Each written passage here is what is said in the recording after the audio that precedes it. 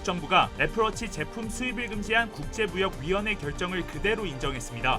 이에 따라 일부 애플워치 판매가 중단된 애플은 즉각 반발하며 연방법원에 항소했습니다.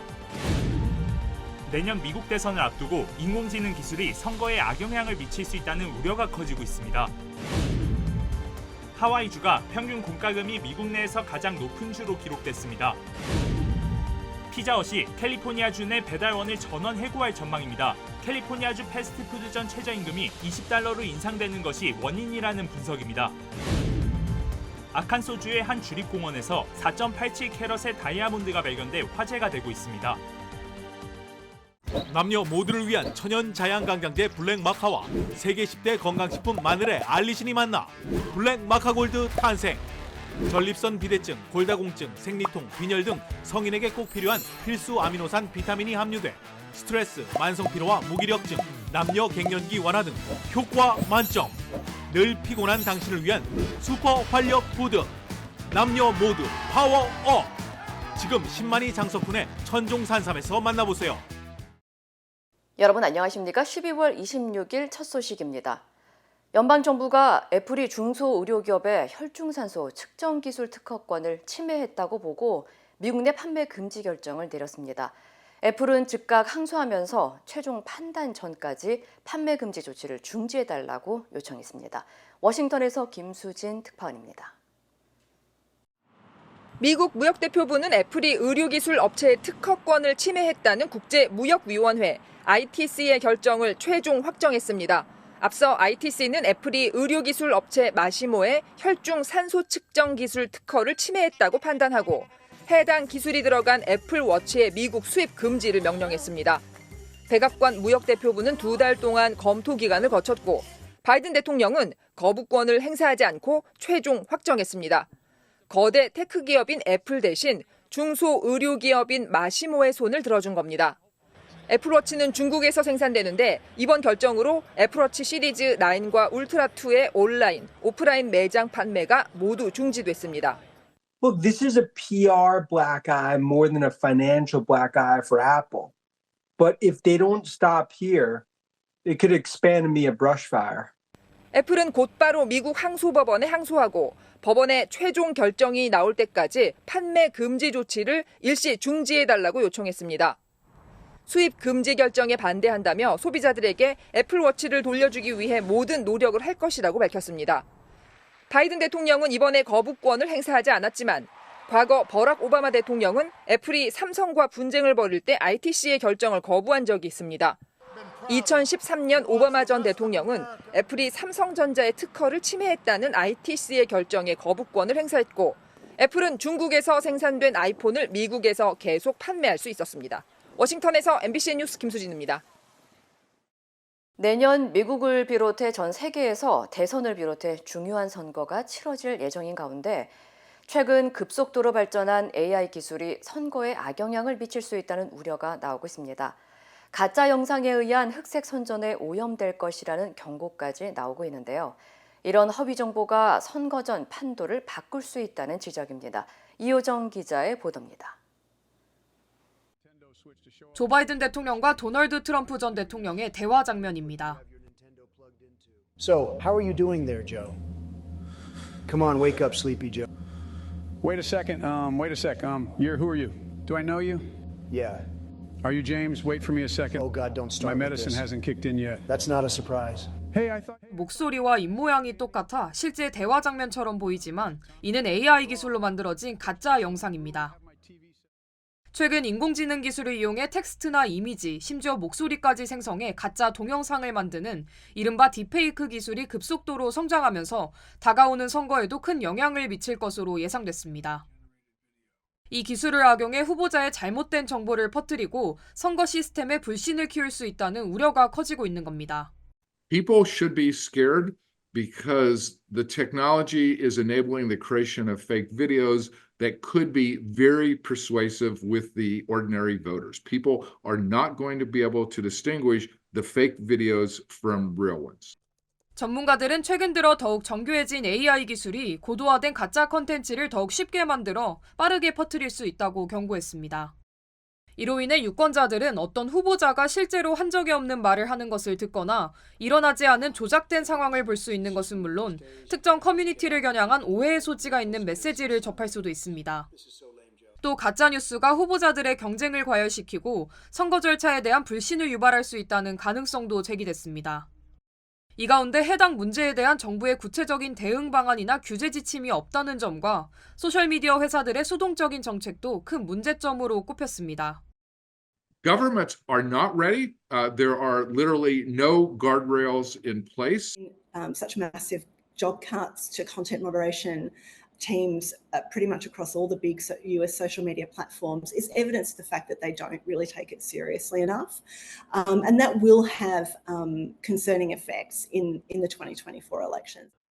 일각에선 이 같은 상황을 막기 위해 정부의 신뢰도를 높일 수 있는 방식을 도입해야 한다는 지적이 나오고 있는 가운데 연방선거관리위원회는 내년 총선 전까지 AI 허위 정보에 대한 구체적인 규제 지침을 마련하겠다는 방침입니다. MBC 뉴스 이호정입니다.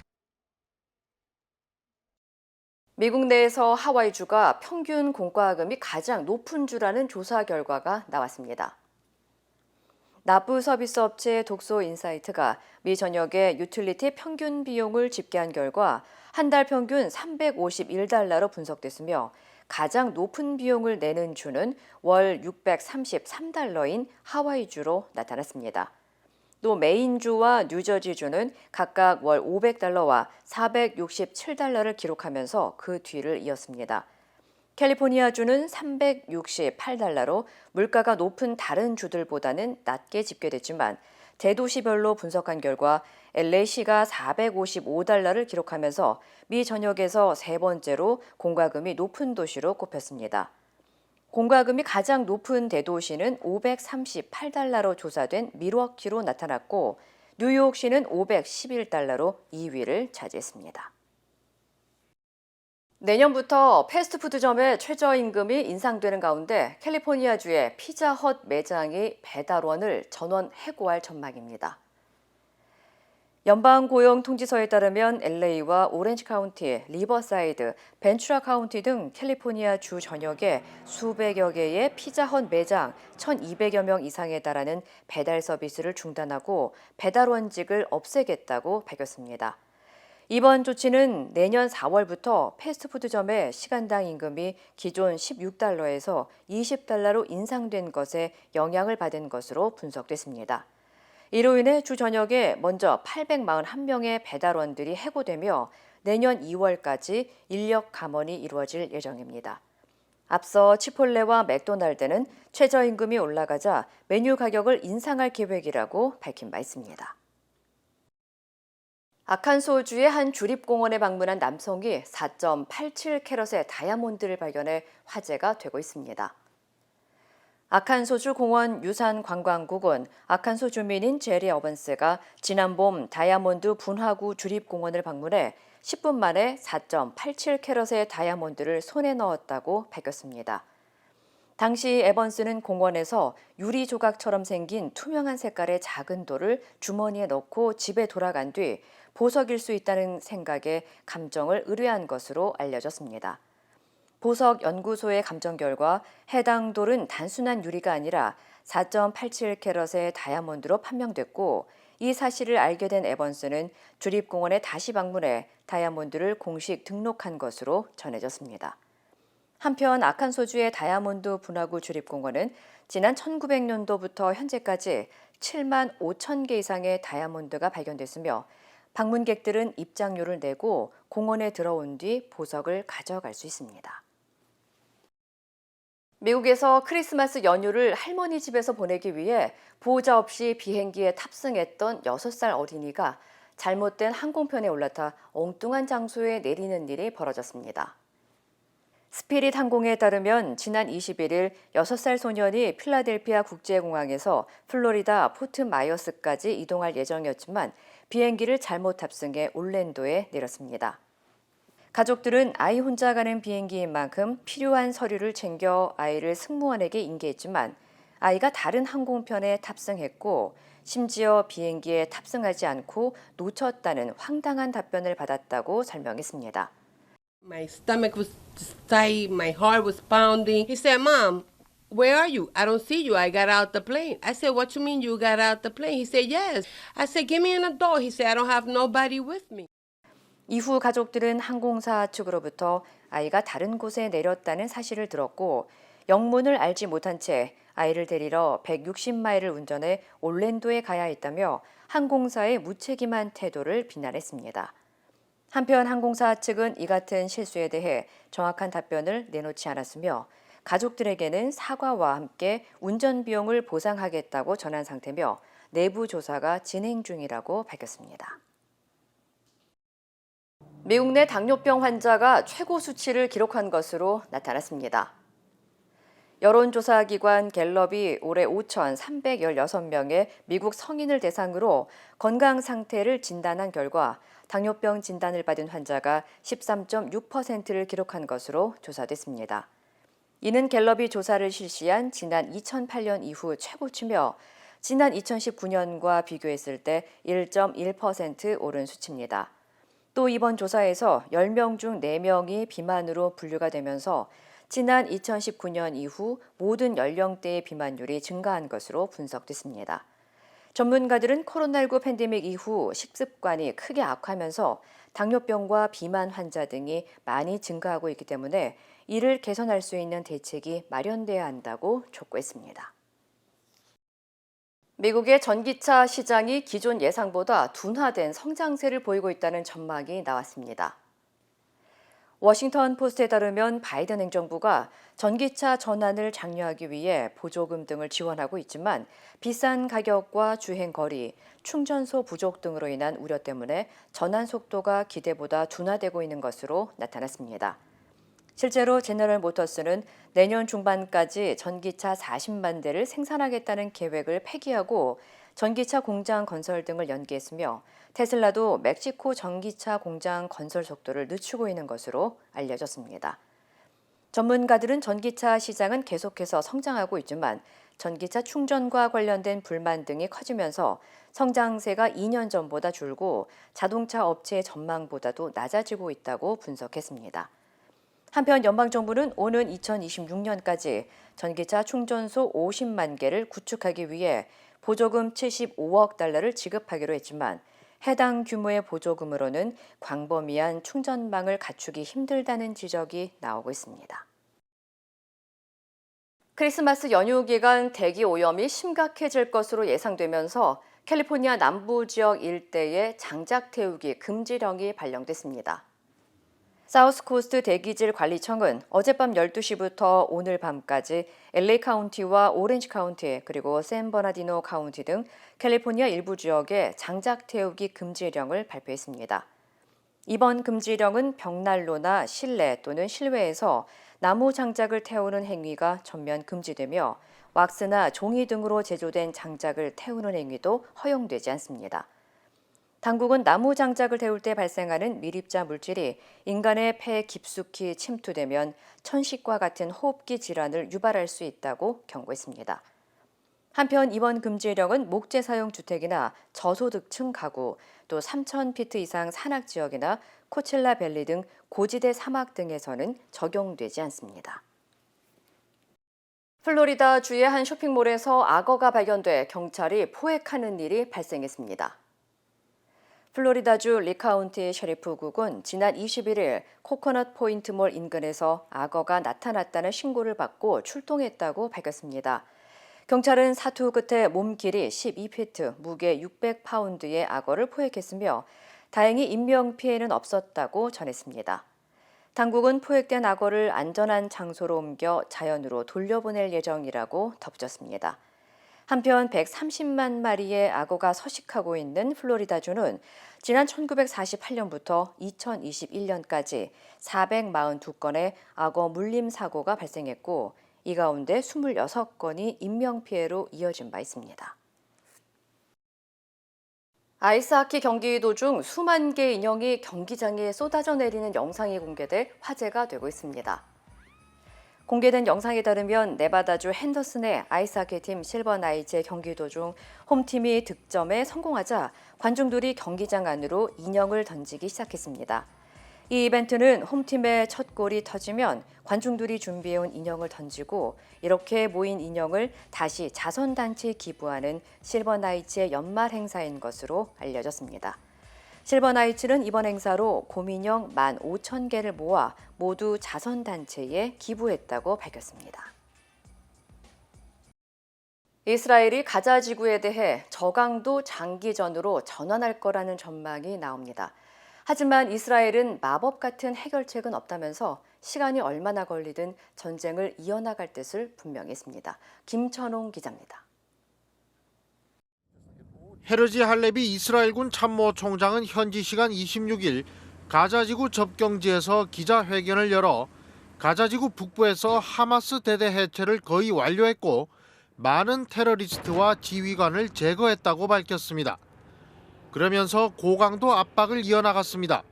אין פתרונות קסם, אין קיצורי דרך בפירוק יסודי של ארגון טרור, אלא לחימה עיקשת ונחושה. ואנחנו מאוד מאוד נחושים.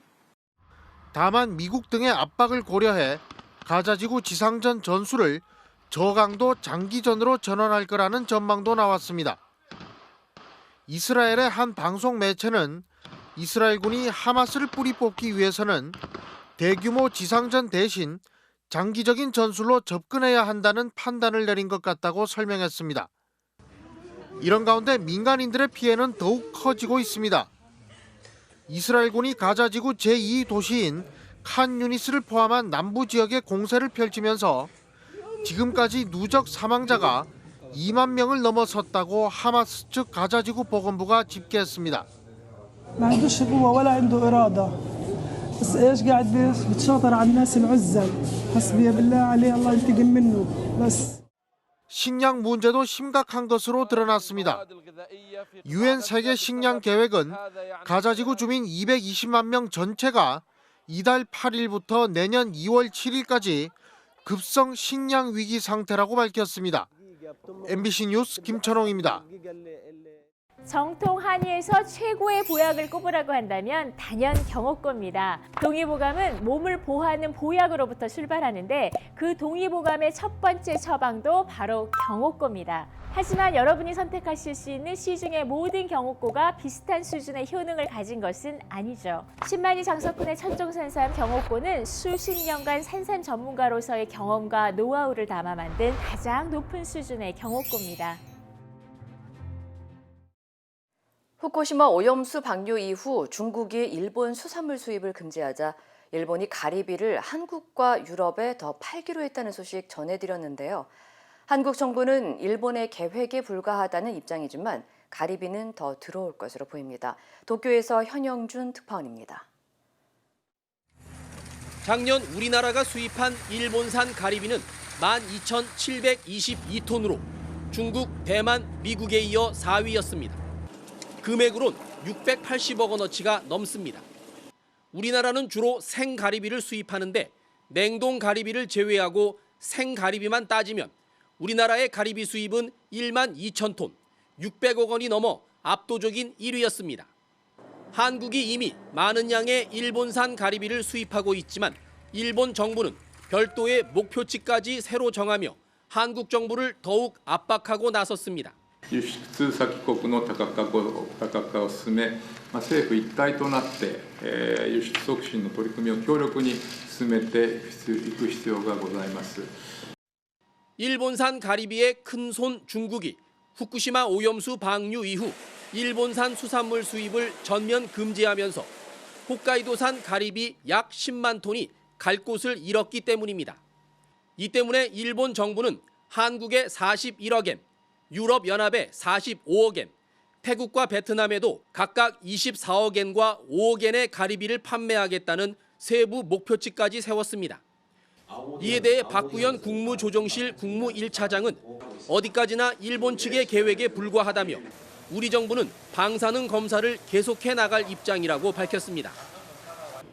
우리 정부는 후쿠시마현과 미야기현 등 8개 현의 수산물 수입을 금지하고 있지만 홋카이도는 여기에 포함되지 않습니다. 이 때문에 작년 홋카이도 가리비는 예년에 2배 이상 수입됐는데 만약 일본의 판매 촉진 정책이 실시된다면 더 많은 일본산 가리비가 한국에 팔릴 것으로 보입니다. 도쿄에서 MBC 뉴스 현영준입니다.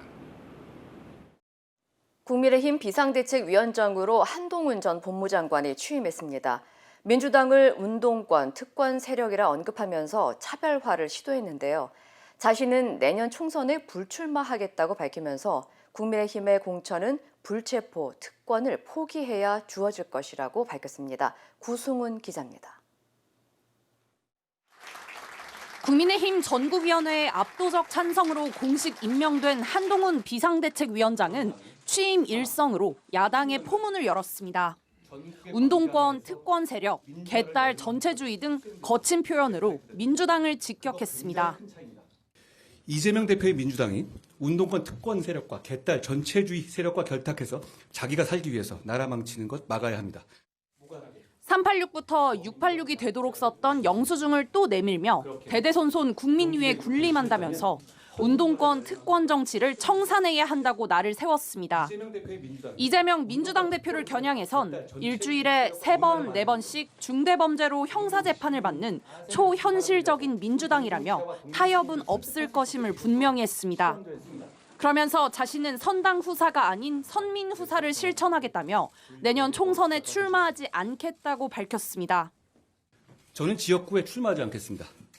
비례로도 출마하지 않겠습니다. 총선 전을 지휘할 사령탑으로서 불체포 특권 포기를 약속하는 후보자만 공천하겠다고도 약속했습니다. 공직을 방탄수단으로 생각하지 않는 분들, 특권의식이 없는 분들만을 국민들께 제시하겠습니다. 이 약속을 어기는 분들은 즉시 출당 등 강력히 조치하겠습니다. 한 위원장은 국민의힘이 왜 민주당을 압도하지 못하는지 냉정하게 반성하자며 정교하고 박력 있는 리더십과 정책으로 여당으로서의 강점을 10분 활용하겠다고 다짐했습니다. 대통령실이 거부권 방침을 시사한 김건희 여사 특검법에는 총선용 악법이란 기존 입장을 재확인했지만 대응 방안에 대해선 당과 논의하겠다며 여지를 남겼습니다. MBC 뉴스 구승은입니다. 국민의힘 이준석 전 대표는 오늘 기자회견을 열고 탈당과 신당 창당을 선언합니다. 한동훈 위원장과 이 전 대표의 만남 가능성은 낮아졌는데요. 이준석 신당의 파급력에 대해서는 관측이 엇갈립니다. 손하늘 기자입니다.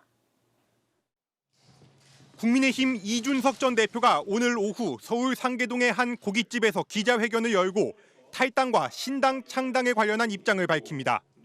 이 전 대표의 정치적 고향이자 3차례 출마했다 낙선한 지역구에서 중대 결단을 밝히며 지역을 떠나는 이유를 설명하려는 것으로 풀이됩니다. 이 전 대표는 탈당 이후 곧바로 신당 창당 준비위원회를 출범할 예정인데 이미 발기인 200명의 서명을 받아 늦어도 1월 중순까지는 창당을 마친다는 계획입니다. 우선 가칭은 개혁신당으로 가고요. 본 창당 시에는 정해놓은 이름이 있습니다만은 아직까지 발표는 안 할 겁니다. 이에 따라 관심을 모았던 한동훈 비상대책위원장과 이 전 대표의 만남 가능성은 크게 낮아졌습니다. 한 위원장은 취임 첫날 다양한 생각을 가진 많은 분들을 만나고 경청하겠다고 했지만 이 전 대표의 탈당을 만류할 계획이 있는지를 묻는 질문엔 원론적인 입장만 밝혔습니다. 지금 단계에서 어떤 특정한 분들을 전제로 해가지고 어떤 계획을 갖고 있지는 않습니다. 내년 총선 공천과 주류 희생 등 당 혁신 과제에 쌍특검 등 원내 문제도 산적한 상황에서 이 전 대표와 탈당을 놓고 줄다리기를 하긴 어렵다고 판단한 것으로 보입니다. 한동훈 비대위의 출범에 이준석 신당의 주목도가 떨어졌다는 지적마저 나오는 가운데 이른바 천하용인으로 불리는 이 전 대표 측근들의 신당 합류도 여전히 안개 속입니다. 김용태 전 최고위원은 국민의힘에 남기로 했고 탈당하면 국회의원직과 당협위원장직을 각각 내려놔야 하는 허은하 의원과 천하람 위원장은 아직 입장을 밝히지 않았습니다.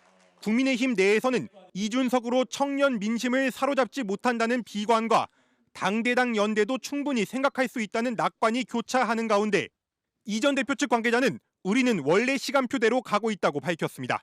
MBC 뉴스 손하늘입니다. 민주당에서는 이낙연, 김부겸, 정세균, 문재인 정부 시절 이 3명의 총리가 공동선거 대책위원장을 맡아야 한다는 제안까지 나왔습니다. 갈등의 핵심인 이재명, 이낙연 두 사람의 만남이 이루어질지는 여전히 불투명합니다. 김정우 기자입니다. 정세균, 이낙연 두 전직 총리의 만남은 배석자 없이 1시간가량 비공개로 진행됐습니다. 이낙연 전 총리 측은 적절한 상황이 조성된다면 김부겸 전 총리를 포함해 이른바 3총리 회동을 추진할 수 있다는데 의견을 같이 했다고 의미를 부여했습니다. 네, 의미가 있어야 되겠지요. 적절한 상황이 조성되지 않는다면 모임도 어려워질 거라는 뜻도 되고요. 네, 뭐가 적절한 것이냐, 의미 있는 자리가 돼야 한다는 뜻이겠죠. 비이재명계가 요구하고 있는 이재명 대표 사퇴와 통합 비상대책위원회 구성을 거듭 압박한 것으로 해석됩니다. 총선 예비후보 적격성 심사에서 탈락한 최성 전 고양시장이 이낙연 신당 합류를 선언하는 등 계파 갈등 수위가 높아지고 있지만 당내에선 여전히 대표직 사퇴는 이재명 대표가 받을 수 없는 카드라는 전망이 우세합니다. 그 내용을 해결할 현 지도부가 해결할 수 없을 것 같은 상황에 처했을 때 보통 비대위를 구성하지 않습니까? 그런데 지금 현재 그러면 우리 당이 그런 상태냐? 그런 상태가 아니죠. 당 일각에선 중재안으로 이 대표 체제를 전제로 한 이낙연, 정세균, 김부겸 3총리의 공동 선거대책위원장 추대 의견도 나옵니다. 김부겸 전 총리에 이어 28일 정세균 전 총리를 만나는 이재명 대표는 당 안팎의 요구에 아직은 명확한 답을 하지 않고 있습니다. 이낙연 전 총리와의 만남은 여전히 성사 여부가 불투명합니다. 이재명 대표 측은 사퇴를 전제로 한 회동은 어렵다면서도 조건 없는 대화는 가능하다는 입장입니다. MBC 뉴스 김정우입니다. 우크라이나가 크림반도 남부 항구 도시를 공습하자 러시아가 우크라이나 기차역을 겨냥해 대규모 보복 공격을 벌이면서 인명피해가 속출했습니다. 관련 소식 전해드립니다. 우크라이나는 현지 시간 26일 새벽 크림반도 남부 항구 도시를 공습했는데요. 항구에서 거대한 화염이 치솟고 연기가 나는 영상이 SNS를 통해 확산했습니다. 이번 공격으로 최소 1명이 사망하고 4명이 다친 것으로 알려졌고요. 러시아는 자국의 대형 상륙함이 파손됐다고 인정하기도 했는데요. 러시아도 가만히 있지 않았습니다. 피난민 140여 명이 모여있던 우크라이나 헤르손주 기차역에 대규모 폭격을 가한 건데요. 현재까지 경찰관 1명이 숨지고 민간인 2명 등 4명이 다친 것으로 전해졌고요. 우크라이나는 민간인을 표적 삼은 전쟁 범죄라고 규탄했습니다. 튀르키예 의회 외교위원회가 현지 시간 26일 스웨덴의 북대서양 조약기구 나토 가입에 관한 비준안을 가결했다고 로이터 통신 등이 보도했습니다. 앞서 군사적 중립국이던 스웨덴은 지난해 2월 러시아가 우크라이나를 침공하자 석 달 뒤 나토 가입 신청서를 냈고요. 스웨덴이 나토에 가입하기 위해서는 기존 회원국이 모두 각자 의회에서 가입 의정서를 비준해야 하는데 그동안 회원국이 튀르키예는 자국이 테러리스트로 규정한 쿠르드 노동자당을 스웨덴이 옹호한다는 이유로 뜸을 들여왔습니다. 하지만 튀르키예 의회가 이번에 비준안을 통과시키면서 최종 비준 시점을 구체적으로 못 박지는 않았습니다. 프랑스 파리 인근에서 부인과 4자녀를 살해한 혐의로 30대 남성이 체포됐습니다. 사건은 성탄절 저녁 이웃 주민이 이들의 아파트 문 밖에 혈흔을 발견해 신고하면서 드러났는데요. 수사당국은 부인과 각각 10살, 7살인 두 딸은 여러 차례 흉기에 찔려 숨졌고 4살과 9개월 두 아들은 질식사하거나 익사한 것으로 추정했습니다. 용의자는 현지 시간 26일 자택 인근 부모 집 근처에서 체포됐는데 범행 동기는 아직 명확하게 밝혀지지 않았다고 합니다. 튀르키예 한 뉴스 채널이 현지 시간 25일 공식 SNS에 올린 글입니다. 스타벅스 컵을 들고 생방송에 출연한 앵커를 해고했다는 내용인데요. 지난 주말 뉴스에서 해당 앵커는 책상 위에 스타벅스 컵을 올려놓고 생방송을 진행했는데 일부러 컵을 보이게 올려놓은 건지는 확인되지 않았지만 스타벅스 로고가 정면으로 한눈에 들어왔습니다. 현재 튀르키예에서는 여러 기업을 친이스라엘 성향 기업으로 지목되며 불매 운동이 벌어지고 있는데요. 스타벅스의 경우 팔레스타인 지지 게시물을 올린 노조를 고발했다는 이유로 불매 리스트에 이름을 올렸습니다. 러시아 업체에 최근 1만 루블, 우리 돈 14만 5천 원에 매각된 현대차 러시아 공장이 내년 초 재가동할 조짐을 보이고 있다고 합니다. 현지 시간 26일 한 러시아 매체는 러시아 상트페테르부르크에 있는 현대차 공장이 내년 1월 가동 중단 조치가 끝날 거라고 보도했는데요. 현지 다른 언론들 역시 공장 조업이 재개될 것으로 전망했습니다. 이제 현대차 소유가 아닌 공장이 재가동됐을 때 어떤 제품이 생산될지는 아직 알려지지 않았고요.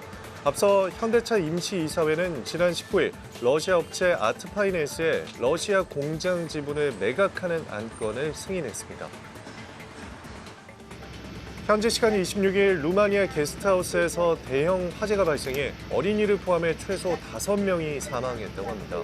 화재 당시 이 게스트하우스에는 모두 26명이 머물고 있었는데요. 18명이 탈출에 성공했고 이 중 2명은 병원에서 치료를 받고 있습니다. 현재 실종자 수색이 진행 중인 가운데 당국은 정확한 화재 원인 규명에 나섰습니다. 이 시각 세계였습니다. 인터넷과 SNS에서 화제가 된 소식들 알아보는 투데이 와글와글입니다. 8년 만에 화이트 크리스마스로 모두가 설렜던 성탄절 아침, 세종시의 한 중학교 운동장에 용 한 마리가 나타났습니다. 무슨 일이냐고요? 함께 보시죠. 지난 25일 수북이 눈이 쌓인 세종 어진동의 한 중학교 운동장. 3명의 정체 모를 사람들이 운동장을 이리저리 분주히 오가는데요. 그림을 그리는 것 같죠? 조금 빨리 돌려볼까요? 위에는 뿔 달린 괴물 얼굴 같은 형상이 모습을 드러내고 동시에 아래는 숫자가 빠르게 자리를 잡아갑니다. 어느새 비닐에 꼬리까지 선명한 용 한 마리가 나타나죠. 해피 뉴 이어 2024, 청룡의 해인 갑진년 새해 인사를 전합니다. 저 큰 운동장에 한치의 오차도 없이 대형 그림을 그리다니 대단한 실력인데요. 누리꾼들은 성탄절 상상 못한 선물을 받은 기분이라며 환호했습니다. 누가 그렸는지 궁금하실 텐데요. 저 아래 묘금도가 그렸다는 문구 보이시죠? 동양화 화가 유기준 작가와 친구들인 걸로 전해졌고요. 세종에 친한 지인들이 있어 놀러 갔다 멋진 그림까지 그린 걸로 알려졌습니다. 삼겹살에 비계가 가득하죠.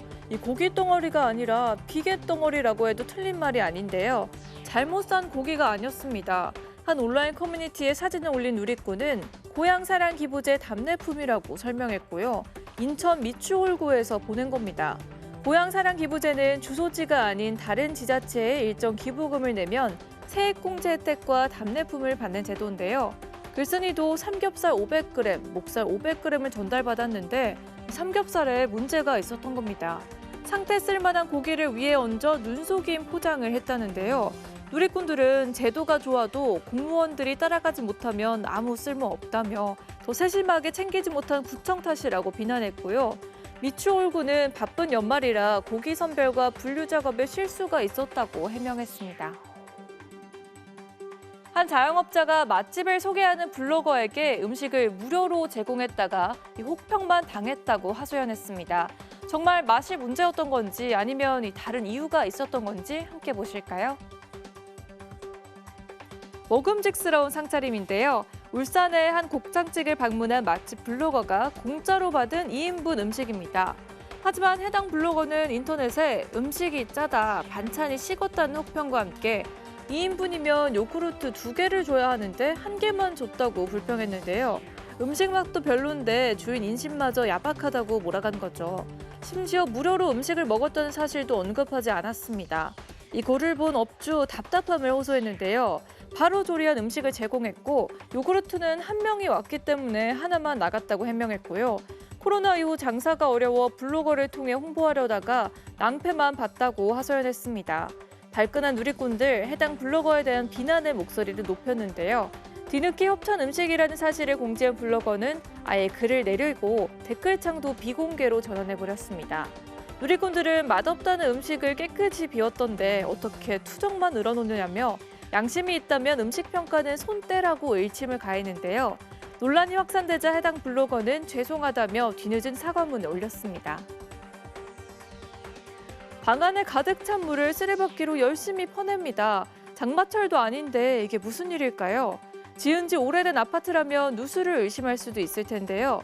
지난 2018년 준공한 동탄의 한 아파트고요. 천장에선 물이 뚝뚝 떨어지기도 합니다. 온라인 커뮤니티에 영상을 올린 글쓴이는 온수 분배기를 플라스틱으로 만들어 고온의 물에 녹아내렸다며 결국 곳곳에서 물폭탄 세례가 발생하고 있다고 전했습니다. 건설사 측은 플라스틱 자재 사용에 문제가 있었는지 확인 중이라면서도 천장 누수는 위층 일부 빈집 세대의 배관 동파에 따른 것으로 임대 운용사의 관리 잘못이라고 설명했는데요. 누리꾼들은 아파트 세대 안에서 겨울에 물 난리라니 황당하다는 반응을 보였습니다. 우리가 알고 있는 붉은 대게 맞나 싶은데요. 곰팡이도 피어 있습니다. 며칠 전 요량진 수산시장 상인이 고등학생에게 판매한 상한 대게인데요. 해당 상인 가게는 영업을 잠정 중단했고요. 상인협회 조사도 진행 중인데 아르바이트생이 진열해 놓은 것을 그대로 팔았다고 주장한 걸로 알려졌습니다. 누리꾼들은 상인들 자체 징계뿐만 아니라 식품위생법 위반으로 경찰이 수사해야 하는 거 아니냐며 분노했습니다. 솜사탕처럼 보송보송 하얀 털에 동그란 눈을 가진 포메라니안 한 마리. 공원에서 견주를 기다리는 걸까요?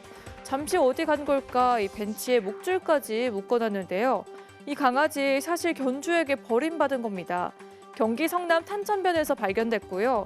주인이 자신을 버린 걸 모르는지 낙엽 위에 애처롭게 앉아 하염없이 주인이 간 길만 바라보고 있습니다. 3살 수컷으로 추정되는 포메라니안은 지난 13일 성남 유기동물보호소에 들어왔고요. 어제자로 입양 공고도 종료돼 안타깝게도 안락사 대상에 올랐습니다. 누리꾼들은 매정한 견주가 꼭 마음을 고쳐먹길 바란다. 제발 누군가가 삶을 이어갈 기회를 주길 바란다고 기원했습니다.